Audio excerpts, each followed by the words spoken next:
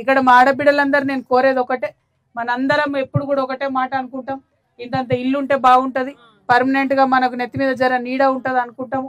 మరి ఇందిరమ్మ ఇల్లు ఇస్తామని చెప్పి ఇచ్చి ఏం చెప్పిర్రు, కట్టుకుంటేనే పైసలు ఇస్తామని ఒకటి చెప్తున్నారు. ఏదో చిన్నగా అట్లిట్లుంటే మొదలు అది కూలగొట్టి ఇంకో పైసలు ఇస్తామంటారు. మరి కూలగొడితే ఏడు ఉండాలంటే ఏం మాట్లాడతలేరు. విచిత్రమైనటువంటి పరిస్థితి ఉన్నది, విచిత్రమైన ప్రభుత్వం ఉన్నది.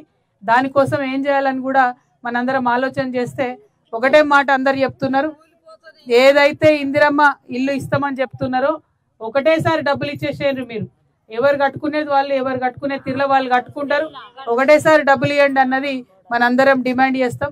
ఎందుకంటే ఊకే సగం సగం సగం సగం ఇచ్చుకుంటూ పోతే కట్టలేని పరిస్థితి ఉన్నది. కాబట్టి ఆ ఇచ్చేదేదో ఒకటేసారి ఇవ్వండి అని చెప్పి కూడా డిమాండ్ చేస్తూ ఉన్నాం. మరి ఇట్లా ఒకటి కాదు రెండు కాదు అనేక కష్టాలు ఉన్నాయి. మీకు తెలుసు, మన దగ్గర బీడీలు చేసే వాళ్ళు మస్తు మంది ఉన్నారు. అంతకుముందు పెట్టిస్తే వాళ్ళకు పెట్టించినాక కొంతమందికి రాకపోయి, మరి వీళ్ళు అధికారంలోకి వచ్చినప్పుడు ఏమన్నారు, పిఎఫ్ కార్డు లేని వాళ్ళందరూ కూడా ఇస్తామన్నారు. ఇప్పటి వరకు కనీసం మాట లేదు, ముచ్చట్లేదు, పెన్షన్ గురించి మాట్లాడింది లేదు.